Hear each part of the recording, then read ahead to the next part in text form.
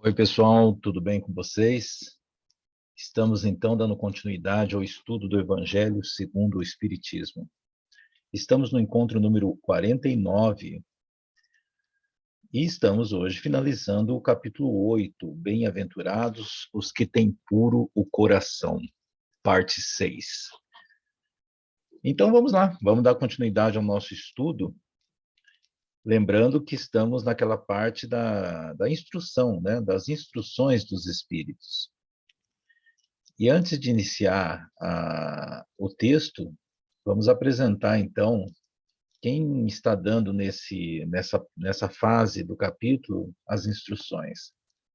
João Maria Batista Vianney, que foi um sacerdote francês canonizado pela Igreja Católica, também é conhecido como Santo Cura de Ars. Chegou em Ars em fevereiro de 1818. Alguns anos após a sua chegada, abriu um orfanato para garotas da cidade. Em 1823, o bispo elevou Ars à categoria de paróquia. Na paróquia, fazia de tudo. Eu acho que o texto aqui seria elevou Ars à categoria de pároco, né? Porque na paróquia fazia de tudo, inclusive os serviços da casa e suas refeições. O dinheiro herdado com a morte de seu pai, ele gastou com os pobres. Dormia poucas horas por noite para atender as pessoas que buscavam cura e ficavam até 15 horas por dia no confessionário. Entre suas características, 3 se destacavam: arrecadação de fundos para obras de caridade e comida para órfãos, conhecimento sobrenatural sobre futuro e passado e cura de doentes, em especial as crianças. Então, era uma espécie de Chico Xavier na época, né? Fazia um trabalho assistencial, focando basicamente nas crianças. Então, ele tinha esse trabalho muito forte de assistencialismo. E vamos lá, vamos ler a mensagem dele, né?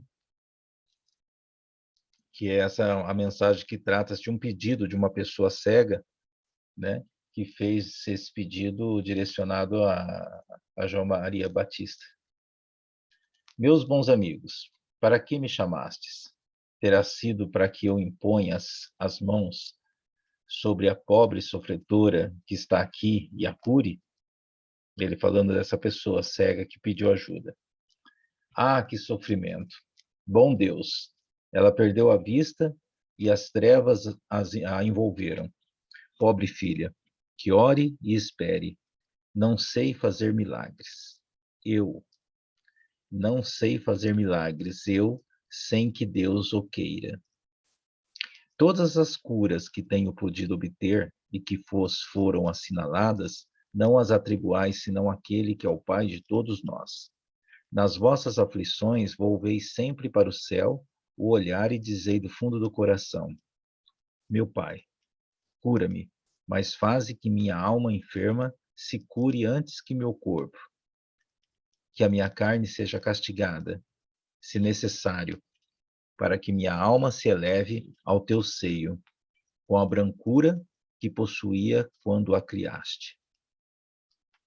Nota de Kardec. Essa comunicação foi dada com relação a uma pessoa cega, como eu disse aqui, né? A cujo favor se evocara o espírito João Batista Vianney. Então, você vê que ele começa aqui perguntando: você me chamou aqui para te curar a cegueira? E ele coloca: que sofrimento, bom Deus! Ela perdeu a vista e as trevas a envolveram. Pobre filha, que ore e espere.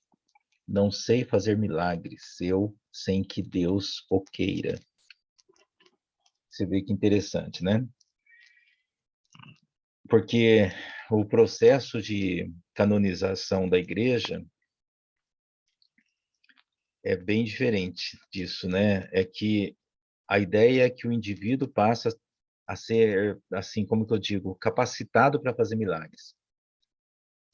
E aqui ele mesmo diz: eu não sei fazer milagres, sem que Deus o queira.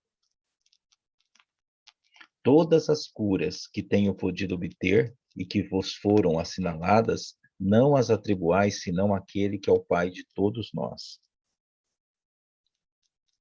Nas vossas aflições, volvei sempre para o céu o olhar e dizei do fundo do coração: meu Pai, cura-me, mas faze que minha alma enferma se cure antes que o meu corpo, que minha carne seja castigada, se necessário, para que minha alma se eleve ao teu seio com a brancura que possuía quando a criaste. Então essa é a lição, né? Você pode estar com o filho na UTI, você pode estar, sei lá, no meio de um divórcio, você pode ter perdido seu pai ou um ente querido, ou até seu emprego. A orientação dele aqui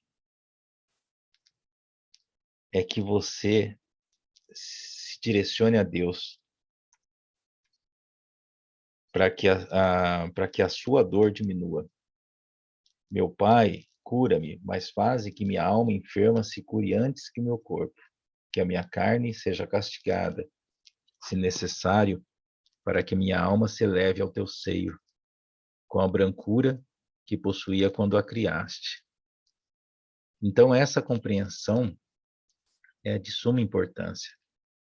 Que eu busque primeiro a cura do espírito, para depois me preocupar com o corpo. Que minha carne seja castigada, se necessário, para que minha alma se eleve ao teu seio. Primeiro o espírito, né? Em frente. Após essa prece, meus amigos, que o bom Deus ouvirá sempre, dadas vós serão a força e a coragem, e quiçá também a cura que apenas timidamente pedistes, em recompensa da vossa abnegação. Contudo, uma vez que aqui me acho, numa assembleia onde principalmente se trata de estudos, dir-vos-ei que os que são privados da vista deveriam considerar-se os bem-aventurados da expiação. Lembrai-vos de que o Cristo disse convir que arrancasseis o vosso olho se fosse mau, e que mais valeria lançá-lo ao fogo do que deixar se tornasse causa da vossa condenação. Então, aqui ele quis dizer, depois que curarmos as enfermidades da alma, nós teremos forças. E muito provavelmente, depois que curarmos as enfermidades da alma, virá a cura do corpo. Do corpo físico. Por quê? Porque a gente não vai precisar mais dessas doenças e das limitações físicas para crescer, para evoluir. Em frente. Ah, quantos há no mundo que um dia nas trevas maldirão o tempo visto à luz? Ó sim, como são felizes os que, por expiação, vêm a ser atingidos na vista. Os olhos não lhes serão causa de escândalo e de queda. Podem viver inteiramente da vida das almas. Podem ver mais do que vós, que tendes límpida visão. Quando Deus me permite descerrar as pálpebras a algum desses pobres sofredores e lhes restituir a luz, digo a mim mesmo: alma querida, por que não conheces todas as delícias do espírito que vive de contemplação e de amor? Não pedirias, então, que se te concedesse ver imagens menos puras e menos suaves do que as que te é dado entrever na tua cegueira? Então, eles querem dizer que quem possui a visão da alma pode enxergar mais do que aqueles que se limitam à visão física. Não enxergar o mundo físico, obviamente, é mais assim, como que eu coloco? Aqui a gente não está falando de enxergar o mundo físico, mas enxergar o mundo espiritual. Aquilo, aquilo tudo que nos eleva, né? Aquilo que nos faz crescer, aquilo que nos faz evoluir. Esta é a verdadeira visão e esta que nos transforma de fato. Você vê aqui no segundo parágrafo. Quando Deus me permite descerrar as pálpebras a algum desses pobres sofredores e lhes restituir a luz, digo a mim mesmo: alma querida, por que não conheces todas as delícias do espírito que vive de contemplação e de amor?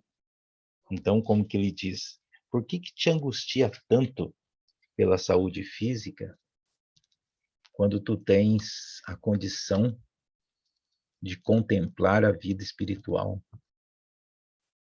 né? A vida espiritual, a vida de amor, a vida verdadeira, de fato, né? Em frente. Ó, bem-aventurado o cego que quer viver com Deus. Mais ditoso do que vós que aqui estáis, ele sente a felicidade, ele toca, ele vê as almas e pode alçar-se com elas às esferas espirituais, que nem mesmo que nem mesmo os predestinados da terra logram divisar. Abertos, os olhos estão sempre prontos a causar a falência da alma. Fechados, estão prontos sempre, ao contrário, a fazê-la subir para Deus. Crede-me, bons e caros amigos, a cegueira dos olhos é, muitas vezes, a verdadeira luz do coração, ao passo que a vista é, com frequência, o anjo tenebroso que conduz à morte.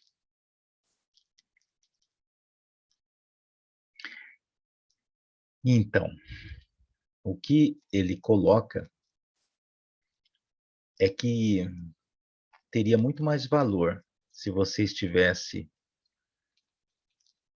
forças para sim, forças para lidar com a sua cegueira, do que o fato se você pedisse para acabar com a sua cegueira, entendeu? Se você está vivenciando um problema, uma dificuldade, uma limitação, e tem forças para trabalhar com aquele cenário tão difícil, essa postura, essa conduta tem mais valor do que o fato de você se sentir inconformada de estar vivendo aquela situação e falar, pelo amor de Deus, eu não quero viver isso, me cura dessa questão, você está entendendo? Isso serve para tudo. Vamos trocar, então, essa questão da cegueira por um vício, por um mau hábito, por uma doença, para o que você quiser. É saber. A gente já tratou isso em vários encontros anteriores, né? É saber ser resiliente com a situação.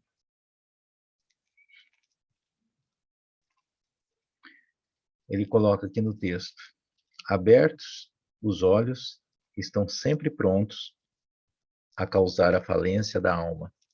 Fechados, estão prontos sempre, ao contrário, a fazê-la subir para Deus.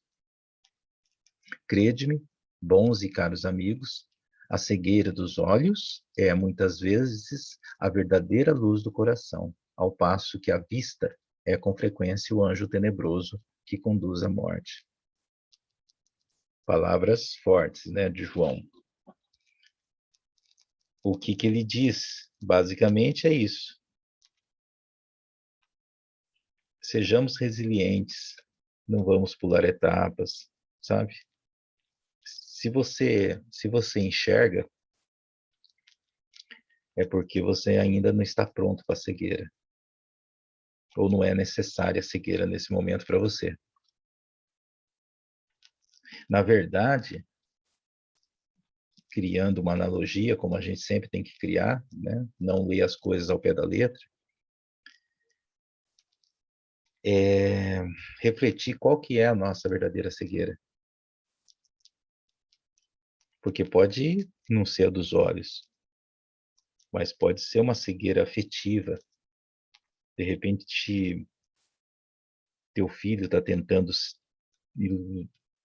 lutando pelo seu amor, e você não enxerga.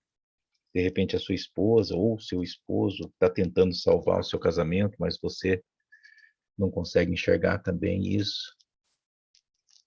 A vida nos coloca em muitas cegueiras, né?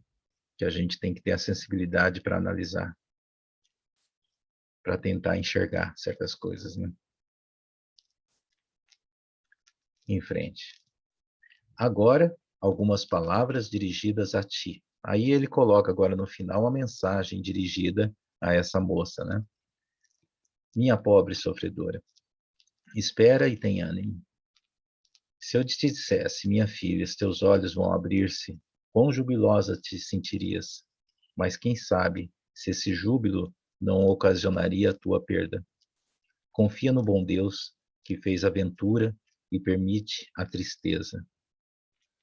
Farei tudo o que me for consentido a teu favor, mas a teu turno, ora e ainda mais pensa em tudo quanto acabo de te dizer. Antes que me vá, recebei todos vós, que aqui vos achais reunidos a minha bênção. Vianney, Curad Ars, Paris, 1863.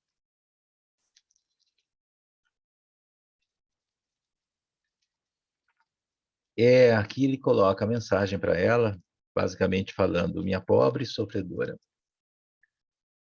se eu dissesse a você que os seus olhos vão se abrir, né? Ou seja, se eu te disser que a sua dor vai passar, se eu te disser que a sua doença vai ser excluída da sua vida, quão jubiloso te sentirias? Quem sabe se esse júbilo não ocasionaria a sua perda?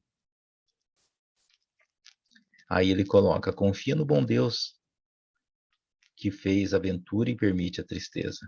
Farei tudo o que me for consentido a teu favor, mas a teu turno. Ora, e ainda mais, pensa em tudo quanto acabo de te dizer. Então, é aquela situação que a gente falou na semana passada. Não vamos pensar na pobre sofredora, vamos nos colocar no lugar dela, né? Vamos trazer para a gente isso. Eu não posso tirar de quem quer que seja a dor que a pessoa está passando.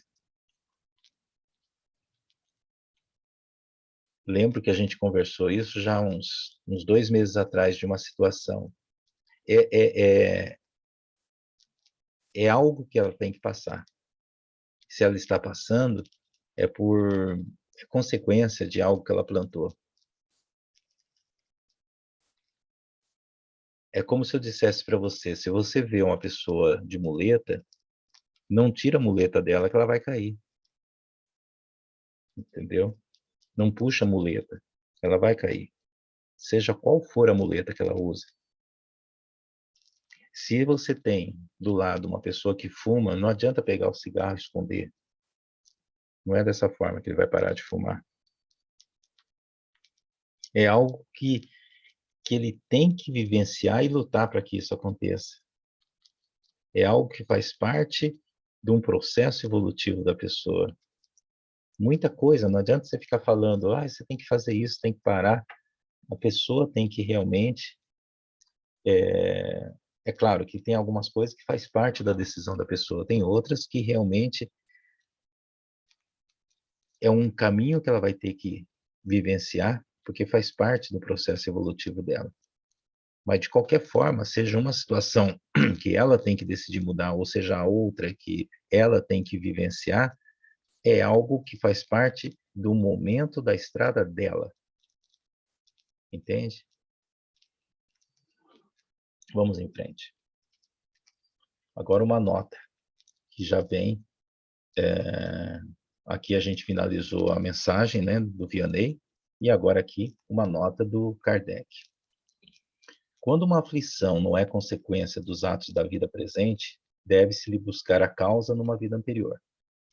Tudo aquilo a que se dá o nome de caprichos da sorte, mas não é do efeito da justiça de Deus, que não inflige punições arbitrárias, pois quer que a pena esteja sempre em correlação com a falta. Se por sua bondade lançou um véu sobre os nossos atos passados, por outro lado, nos aponta o caminho, dizendo: quem matou a espada, pela espada perecerá. Palavras que se podem traduzir assim: a criatura é sempre punida por aquilo em que pecou.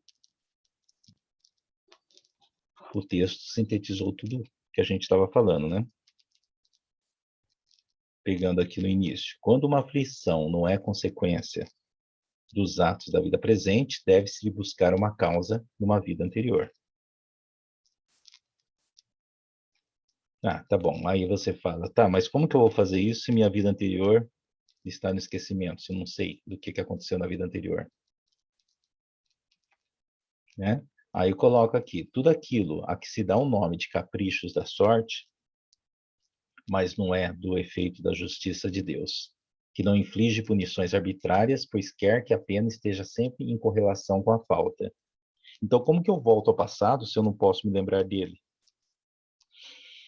Simples, meu amigo, fazendo a leitura do presente, né? Você faz a leitura do presente, entendendo que isso faz parte da justiça divina. Como que eu descubro o meu passado? Lendo o meu presente. Tenha em mente que as coisas que acontecem na sua vida não são por acaso. São simplesmente aplicações da lei divina.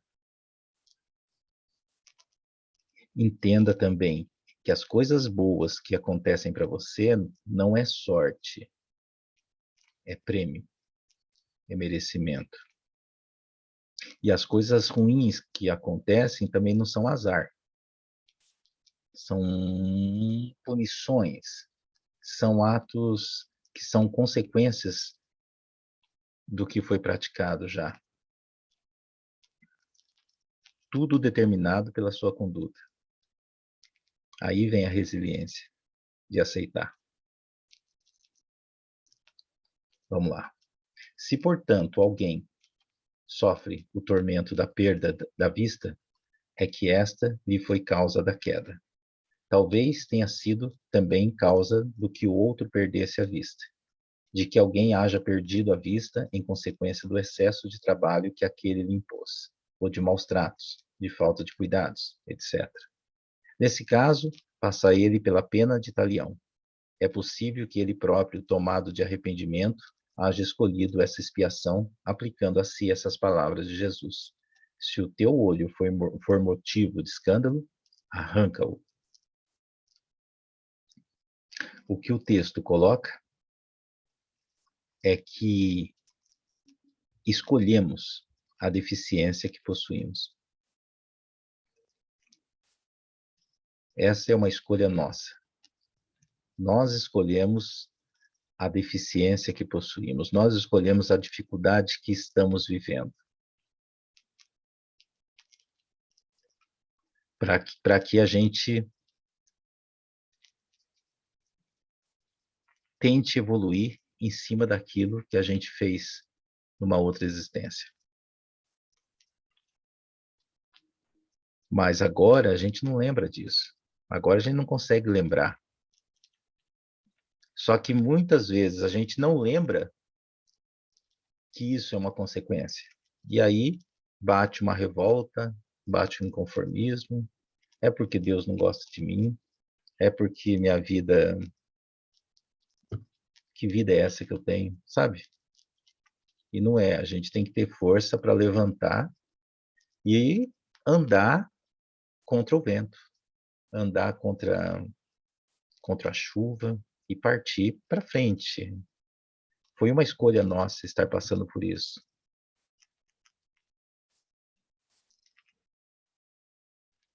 Vamos pensar, tá? Vamos refletir sobre isso. Um grande abraço a todos. Fiquem em paz. Semana que vem a gente começa o capítulo 9, a parte 1 de Bem-aventurados os que são brandos e pacíficos. A primeira parte. Esse vai ser um capítulo mais curto do capítulo 8. É isso aí. Deus abençoe a vida de cada um de vocês. Fique em paz.